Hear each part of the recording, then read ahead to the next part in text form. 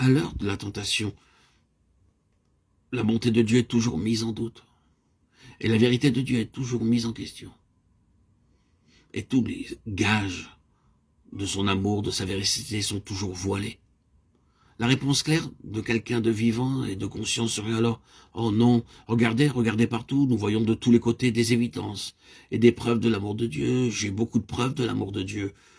Si je veux les voir, si j'aime à m'arrêter pour méditer et peser toutes choses. » Mais qui, frères et sœurs en Christ, bien-aimés auditeurs, auditrices, qui d'entre nous a jamais fait cela à l'heure de l'épreuve pour la refuser et en être délivré? N'est-il pas vrai qu'à l'heure de l'épreuve, de la tentation, de la détresse, de l'assaut, toutes les bénédictions que nous avions reçues ont toujours été voilées, d'une manière ou de l'autre? Une ombre s'étend sur elle, une nuée et un brouillard, et nous ne voyons plus que notre adversité présente et la difficulté du moment. Nous sommes obsédés, mettons en question l'amour de Dieu et sa fidélité et sa vérité.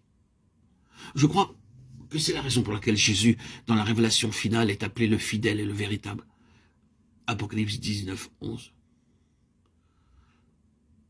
C'est le grand titre du triomphe dans l'homme, du triomphe dans l'homme sur toutes ces œuvres de Satan, qui soulèvent toujours et met sans cesse en doute cette question de l'amour de Dieu et de la vérité de Dieu. Son titre a pour fondation tout ce qui repose derrière des paroles comme « Instant, écoutons son cri. Mon Dieu, pourquoi m'as-tu abandonné ?» C'est pour lui l'heure de la tentation, l'heure des ténèbres. Comment en sortira-t-il? Non pas en acceptant et en nourrissant la suggestion faite par Satan contre la réalité de l'amour de Dieu et de la fidélité de Dieu, mais en triomphant sur toutes ces suggestions et toutes ces insinuations, en une heure telle que vous et moi, nous n'en connaîtrons jamais. Il en sort vainqueur et devient la personnification de ses traits fidèles et véritables. Satan veut nous aveugler à l'égard de la grâce de Dieu et de toute la bonté de Dieu. C'est la manière subtile par laquelle il cherche à mettre Dieu hors de sa place pour l'apprendre lui-même. C'est très clair lorsque nous y réfléchissons. Et c'est exactement ce qui est arrivé.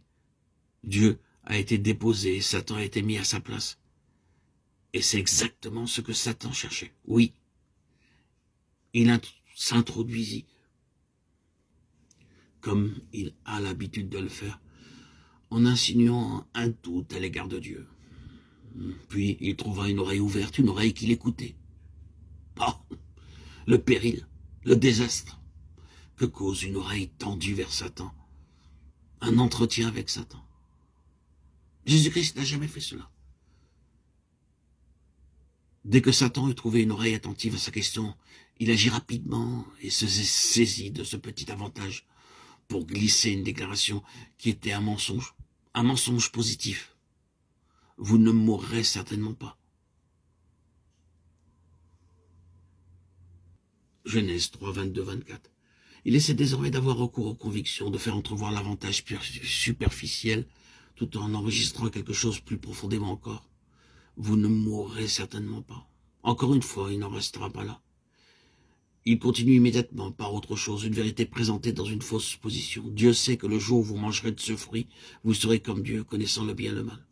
C'est parfaitement vrai. Dieu ne dit-il pas, un peu plus tard, l'homme est devenu comme l'un de nous pour la connaissance du bien et du mal. Mais cette vérité leur est présentée dans une fausse position, et les conséquences terribles, affreuses, ne leur en sont révélées.